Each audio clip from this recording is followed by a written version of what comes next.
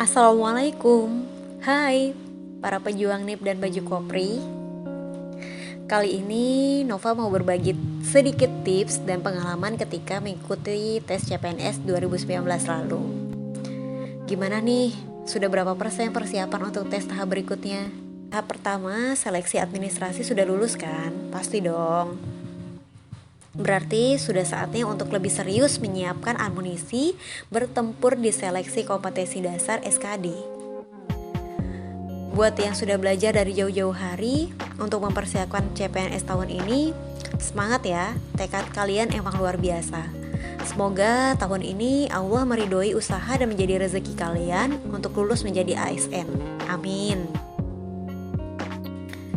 Buat yang belum ada persiapan atau semangat untuk belajar, yuk lebih semangat lagi. Belum ada kata terlambat kok untuk memulai. Ingat, ketika kamu asik rebahan dan mageran, sainganmu mungkin saat ini sedang berlari berpacu waktu. Coba deh kamu temukan dan tumbuhkan motivasi dalam diri untuk berjuang dan lulus. Kalau nggak buat diri sendiri, mungkin menjadi kado buat orang-orang yang terkasih, orang-orang yang kamu sayang, yang sangat berharap kamu lulus menjadi ASN di tahun ini. Kamu nggak mau kan mengecewakan mereka? Sekarang, luruskan niat, pejamkan mata, dan mulailah dengan bismillah. Banyak yang nanya ke saya, "Fa, kemarin ikut bimbel apa enggak? Beli buku apa enggak? Kemarin belajarnya gimana?"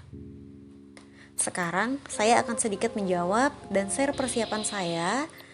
Semoga sedikit menjawab kebingungan teman-teman juga saat ini. Pertanyaan pertama, kemarin saya ikut bimbel apa enggak? Jawaban saya, tidak. Kenapa?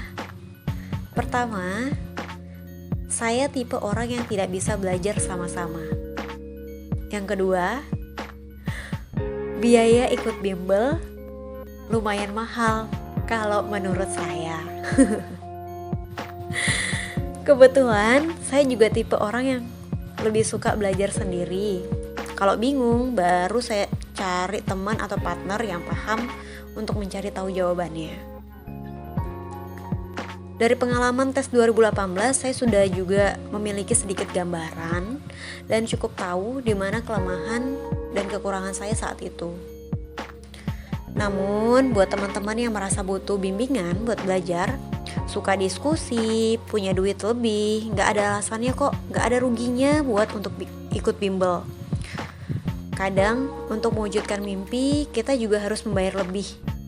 Bukan impian kita yang besar, tapi seberapa besar usaha kita untuk mewujudkan impian tersebut. Kalau nggak ada duit, ya nggak usah dipaksakan juga sampai ngutang. Masih banyak jalan kok menuju Roma. Patungan bersama teman-teman mungkin bisa jadi solusi.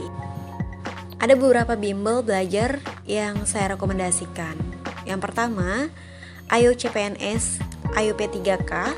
Bimbel ini dimentori oleh Makfira, Firacun, dan Arif Isti dari Pejuang Pendidik. Kemudian yang kedua yaitu bimbel DND yang dimentori oleh dosen Deso. Kamu bisa kunjungi situs www.dosendeso.com. Yang ketiga, Sahabat CPNS yang dimentori oleh Bay Febri, dan kamu bisa kunjungi situsnya di www.sahabatcpns.com. Sebenarnya ada banyak juga bimbel lainnya yang bagus dan sesuai budget kamu. Tipsnya, coba deh buka akun Instagram atau YouTube dari setiap mentor. Kemudian simak mentor mana yang menurut kamu penjelasannya mudah untuk dimengerti dan sesuai dengan karakter belajar kamu. Kemudian pertanyaan berikutnya, "Fa, beli buku apa enggak sih?" Jawaban saya beli. Tapi buku jadul terbitan sekitar tahun 2015 dan 2013, jauh sebelum daftar CPNS dibuka. Kalau penasaran dengan bukunya yang mana, bisa klik di link blogspot yang sudah saya taruh di bawah. Untuk materi belajar, saya lebih banyak cari online dari buku-buku online. materi-materi tersebut kemudian saya print out, saya buat rangkum ulang, dan yang penting-penting saya stabilo tebal-tebal. Menurut saya, untuk materi SKD, isi semua buku hampir sama, hampir mirip. Karena untuk bahan materi atau teori akan merujuk ke Permenpan RB nomor 1023 tahun 2021. Di sana ada kisi-kisi materi yang wajib untuk kamu pelajari. Jadi, sebenarnya harus beli buku apa enggak sih? Beli dong. Ya beli. Sebenarnya tergantung juga seberapa besar keinginan kamu buat lulus. Kalau ada duit ya wajib untuk beli. Kalau buat nongkrong, ngopi bisa, harusnya buat beli buku ada dong ya. Ada beberapa buku yang juga saya rekomendasikan untuk dibeli. Bisa diklik di link blog saya juga di bawah. Yang ketiga, pertanyaan kemarin belajarnya gimana, Fa? Ini pertanyaan paling sulit menurut saya.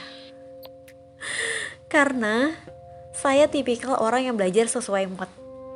Kalau ngantuk ya saya tidur, kalau lagi males ya saya istirahat. Yang pasti harus tetap belajar setiap hari, istiqomah. Maksudnya, setiap hari harus nyisihin waktu minimal 30 menit buat belajar.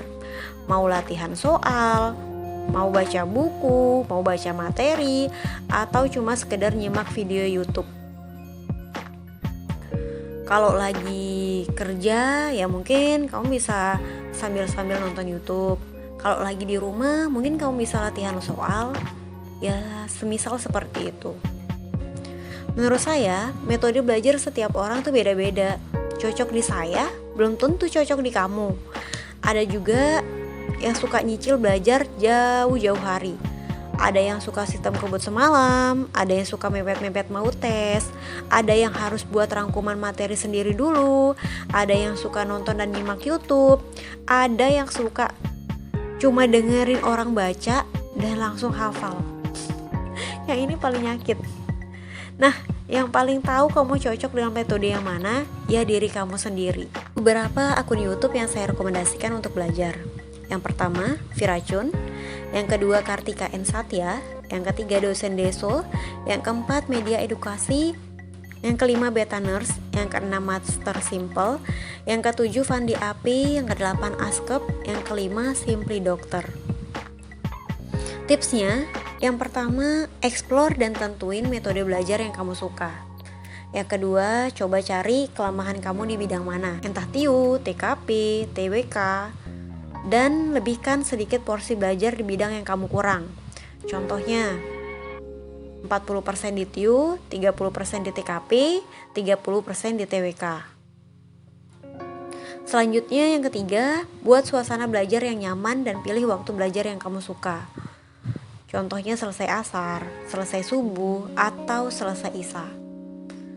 Yang keempat, istiqomah. Ini nih yang susah. Belajar setiap hari materi dan latihan soal untuk mengevaluasi kemajuan belajar kamu. Lebih baik sedikit tapi sering dibandingkan belajar sehari full tapi seminggu sekali. Yang kelima, buat kelompok belajar atau grup belajar baik online maupun offline. Cari, kumpulkan teman-teman yang sefrekuensi, yang punya visi dan misi sama untuk lulus. Biasa dari mereka kita juga bisa bertukar materi dan sharing-sharing ilmu. Kamu juga bisa follow akun belajar CPNS atau grup belajar di Telegram. Akan banyak materi yang dapat kamu dapatkan secara gratis di sana. Kalau ada teman yang nyinyir, abaikan aja. Apalagi gak support kamu. Malah kamu harus buktikan ke mereka kalau kamu bisa lulus di tahun ini. Yang keenam, jangan begadang untuk belajar, karena itu tidak akan optimal. Kalau ngantuk, lebih baik istirahat atau tidur, karena menurut saya, otak juga butuh waktu untuk istirahat dan menyerap materi-materi yang sudah kamu pelajari. Yang ketujuh, wudhu sebelum belajar. Ini sih opsional ya. Biasanya saya kalau sudah mulai ngantuk, mulai gak fokus, mulai tergiur, ingin scroll-scroll Instagram, buka-buka sosmed, saya langsung ambil wudhu dan itu pasti akan fresh dan segar lagi. Ibarat setannya langsung pergi.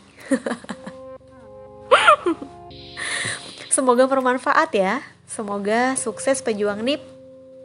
Semangat ikhtiar. Nanti saya akan lanjut lagi ke part 2. Jangan lupa di komen dan tinggalkan pesan di bawah. Terima kasih. Bye-bye.